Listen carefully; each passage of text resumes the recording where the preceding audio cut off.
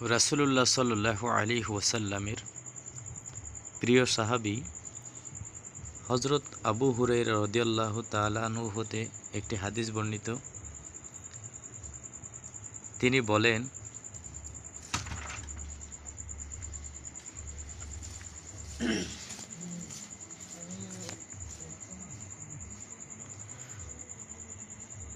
একজন লোক রাসূলুল্লাহ সাল্লাল্লাহু আলাইহি ওয়াসাল্লামের নিকট আসলেন।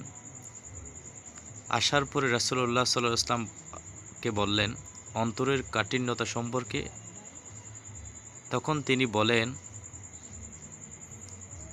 তুমি এতিমের মাথায় হাত বোলাবে। যখন এতিমের মাথায় হাত বোলাবে, আল্লাহ তাআলা তোমার অন্তরের কাঠিন্যতা দূর করে দিবেন।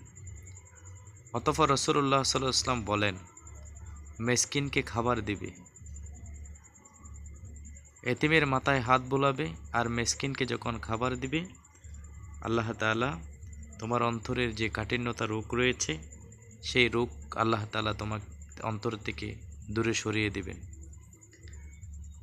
সুতরাং প্রিয় ভিউয়ার্স, আমরা এই হাদিস থেকে জানতে পারলাম, যদি কোনো মানুষের অন্তরের নির্দয়তা আর কঠোরতা দেখা দেয়, তাহলে তার বাস্তব ক্ষেত্রে যারা এতিম রয়েছে, অভাবী মানুষ রয়েছে, তাদেরকে খাবার দিবে, তাদের সাথে সুন্দর আচরণ করবে, তাহলে আল্লাহ তাআলা তার নির্মমতা ও কঠোরতা দূর করে কোমলতা ও দয়ামায়া তার অন্তরের মধ্যে সৃষ্টি করে দেবেন। শেষ পর্যন্ত সাথে থাকার জন্য সকল ভাইদেরকে ধন্যবাদ জানাচ্ছি।